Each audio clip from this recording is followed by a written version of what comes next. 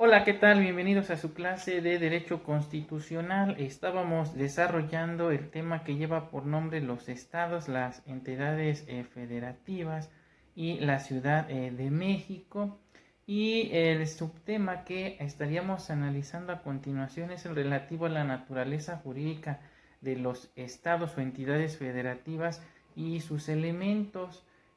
tal y como hasta ahora lo hemos analizado. Dentro de un régimen federativo, los estados o entidades federativas y por supuesto la Ciudad de México representan una porción del Estado federal con determinados atributos característicos. Desde luego, los estados o entidades federativas y la Ciudad de México como miembros de una federación son entidades con personalidad jurídica que desde luego les reconoce y atribuye la Constitución Federal. Con dicha personalidad, los estados y la Ciudad de México tienen la concomitante capacidad para adquirir derechos y desde luego contraer obligaciones tanto en sus relaciones recíprocas como frente al Estado federal y en las de coordinación que entablen con aquellos sujetos, ya sea físicos o morales, que no estén colocados en situación de autoridad, es decir, los particulares. Consecuentemente, los estados y la Ciudad de México no implican meras fracciones o divisiones territoriales, sino que propiamente son personas morales o jurídicas dotadas de derecho político que desde luego preceden a la creación federativa, conservando su entidad jurídica que desde luego surge cuando adoptan un régimen federal o como una forma estatal en el derecho básico o la constitución que de alguna manera lo implanta. El atributo de la personalidad jurídica es una de las notas características que distingue a los estados y a la Ciudad de México como miembros del Estado federal.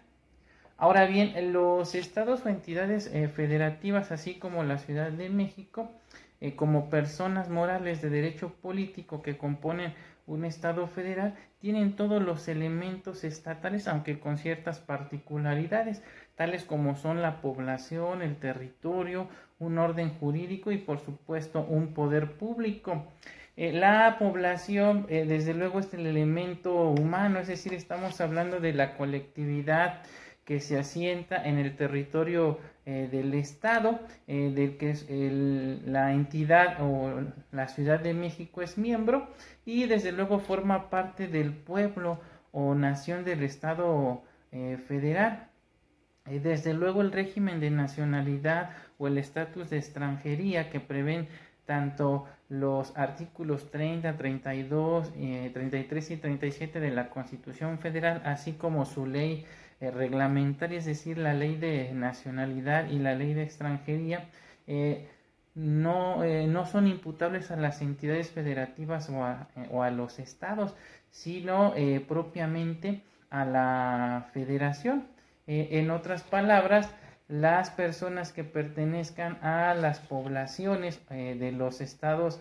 federados se hallan directamente vinculadas con el Estado federal, ya sea en su carácter de nacionales, por cumplir con los requisitos que establece el artículo 30 constitucional, o bien en su calidad de extranjeros por no cumplir con los requisitos para ser considerados mexicanos en términos del artículo 30 constitucional y por ende recibirán el nombre de extranjeros. Esto implica entonces que las cuestiones de nacionalidad y de extranjería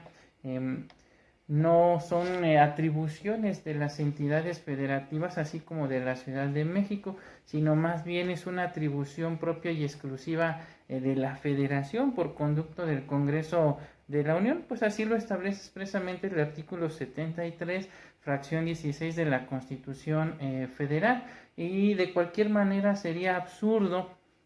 que cada estado y la Ciudad de México, como miembros de la Federación, tuviesen sus propios nacionales y sus propios extranjeros, cosa que no acontece con la ciudadanía como una calidad político nacional, pues los individuos integrantes de la población de los estados miembros que tengan en esta última dicha condición son doblemente ciudadanos en cuanto simultáneamente tienen ese carácter como sujetos que forman parte del cuerpo político de un estado federal. De esta forma, por eso es que pueden participar tanto en las elecciones de la entidad federativa donde residen como en las elecciones de carácter federal por cumplir con ambos requisitos de ciudadanía. Ahora bien, por cuanto hace al territorio, pues esta es la demarcación geográfica o el espacio geográfico donde se encuentra asentada la población, ya sea del estado o de la Ciudad de México, que forman parte de la federación. Cada estado, así como la Ciudad de México, como miembros de la federación, ejercen su dominio sobre dicho territorio. Ahora bien, en relación al territorio, pues también es importante precisar que su demarcación territorial por regla general pues no se va a establecer en la Constitución federal, sino que dicha atribución recae en cada una de las entidades federativas, por lo que tendrán que determinar sus límites territoriales dentro de sus constituciones locales o dentro de su normatividad interna. Ahora, otra cosa que es importante precisar es que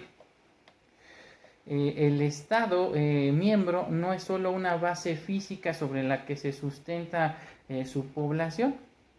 sino que tiene importantes implicaciones de carácter jurídico. Por ejemplo, el imperium, que se traduce en el poder público, el cual a su vez se manifiesta en múltiples actos de autoridad de carácter judicial, administrativo y legislativos. Estos actos se realizan por los órganos de la entidad federativa dentro de un cuadro competencial que se demarcan dentro de su constitución local y sus leyes particulares. En otros términos, el imperium de cada estado miembro se desempeña a través de las tres clásicas funciones públicas, es decir, el poder ejecutivo, el legislativo y el judicial, siendo su ámbito de competencia y eficacia el espacio territorial respectivo, salvo los casos de extraterritorialidad, es decir, cuando excepcionalmente tales actos pudieran tener eficacia fuera del territorio de la entidad federativa que lo emitió, y desde luego observando las reglas que al efecto establece el artículo 121 de la Constitución Federal. Ahora bien, por cuanto hace al dominio de las entidades federativas, es decir, el elemento que que se compone de todos los bienes muebles e inmuebles que se hallen dentro de su territorio y que no sean propiedad nacional ni propiedad no estatal, es decir, que no pertenezcan a sujetos físicos o morales, sociales o colectivos distintos del Estado federal, es decir, los bienes particulares. El principio de que los actos de imperio de un Estado miembro solo tienen eficacia jurídica dentro de su territorio, únicamente es operante tratándose de leyes según lo ordena el artículo 121 constitucional en su fracción primera, al disponer que éstas no podrán ser obligatorias fuera de él, aunque hay que recordar que también existen sus excepciones. Por ejemplo, también en materia penal se da el principio de extraterritorialidad, cuando el delito llega a tener efecto en diversas entidades federativas, en base a ese principio, una ley que fue de alguna manera creada para aplicarse dentro de un determinado territorio, excepcionalmente puede aplicarse fuera de este. Ahora bien, en cuanto atañe a los actos administrativos, judiciales y el estado civil de las personas, estos siempre se van a regir por el principio de extraterritorialidad, en el sentido de que en cada estado de la federación se debe dar cuenta y se debe dar fe de los actos públicos registrados y procedimientos judiciales de todos los otros estados de la federación, pues así lo dispone expresamente el primer párrafo del artículo 121 de la Constitución Federal. ya que de los actos del Estado civil que estén ajustados a las leyes de un Estado, estos tendrán validez en los otros. Así se desprende entonces de lo que dispone el artículo 121 en sus fracciones segunda y cuarta de la Constitución Federal. El mismo principio opera por lo que concierne a las sentencias dictadas por los tribunales de una entidad federativa, que está condicionado a que cuando se trate de derechos reales o de bienes inmuebles ubicados en otro estado, tales sentencias solo tendrán fuerza ejecutoria en otra entidad federativa si así lo disponen sus propias leyes, según lo determina la fracción tercera, párrafo primero del artículo 121 de la Constitución Federal, en relación con la fracción segunda del mismo precepto constitucional. En cuanto a los fallos que versen sobre derechos personales, su eficacia territorial estará sujeta a la circunstancia de que la persona condenada se haya sometido expresamente o por razón de domicilio a la justicia que lo pronunció, es decir, el famoso sometimiento expreso y el sometimiento tácito, y siempre que haya sido citada personalmente para ocurrir al juicio, pues así se desprende de lo que dispone el artículo 121 en su fracción tercera, por supuesto, de la Constitución Federal.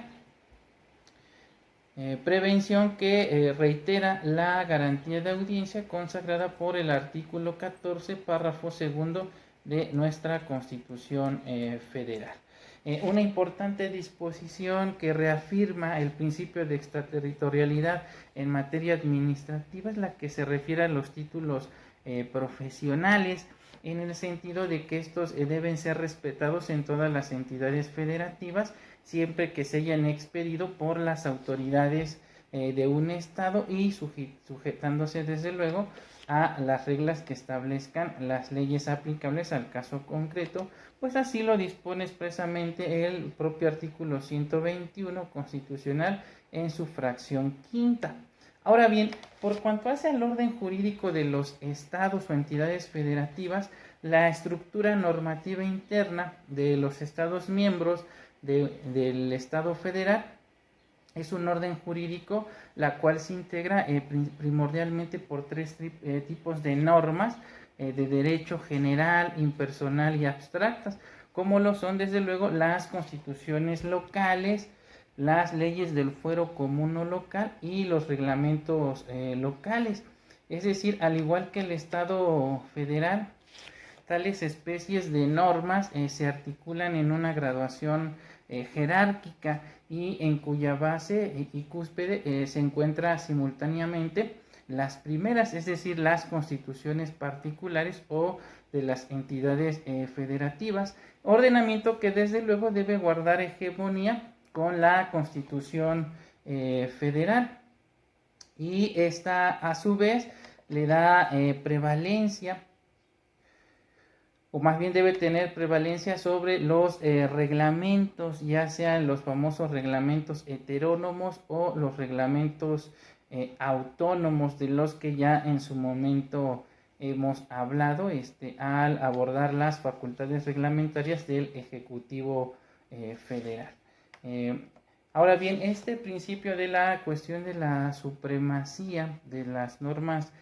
constitucionales, pues desde luego de alguna manera está robustecido por lo que establece el artículo 133 de la Constitución Federal, que como bien sabemos consagra el principio de la supremacía constitucional, ya que en el mismo se establece que la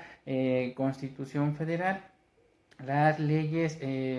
federales o emitidas por el Congreso que emanen de esta, así como los tratados internacionales, serán la norma suprema de la Unión, y los jueces, en este caso locales o del orden común, deben ajustarse a dicha Constitución por encima de lo que establecen las constituciones locales y por supuesto las normas que rijan en cada entidad federativa, por lo que se reitera de esta forma que las constituciones locales no pueden estar por encima de lo que establezca la norma fundamental. Ahora bien, finalmente, por cuanto hace al poder público, los estados miembros de la Federación y por ende la Ciudad de México son evidentemente centros de imputación de una actividad que desarrollan dentro de su territorio. Esta actividad no es sino el poder de imperio que se traduce en actos de autoridad legislativos, administrativos y jurisdiccionales, cuyo conjunto integra las funciones públicas respectivas. Estas funciones se desempeñan por diversos órganos dentro de un sistema normativo que forma el gobierno de la entidad federativa correspondiente, o sea, sus autoridades que van a representar entonces su régimen de gobierno, y está adoptado desde luego con base en el régimen federal, es decir, tienen una competencia reservada en lo que dichas funciones concierne, en el sentido de que estas están facultadas para realizar actos legislativos, administrativos y jurisdiccionales, pero desde luego siempre que no invadan de alguna manera las actividades que están reservadas propia y exclusivamente a la federación, con base en el principio de competencia residual, es decir, que las entidades federativas, y en este caso a través de sus poderes públicos, no podrán intervenir en aquellas actividades que estén reservadas a la federación. A contrario sensu, si alguna actividad no está reservada en forma exclusiva a la federación, se entiende entonces que está reservada a las entidades federativas. Bien, con esto estaríamos concluyendo entonces el tema relativo a la naturaleza jurídica de los estados y sus elementos, y estaríamos analizando en un próximo video lo relativo a al contenido, de las constituciones de los estados miembros de la Federación y de la Ciudad de México, un tema también bastante interesante y que de alguna manera pues ya nos va dando las pautas para más adelante entender cómo está estructurado entonces también el gobierno federal, porque como ya lo vimos, las constituciones locales desde luego deben respetar las premisas que al efecto dispone nuestra constitución federal como norma suprema de un estado. Bien, por el momento me despido y nos vemos en un siguiente video. Hasta pronto.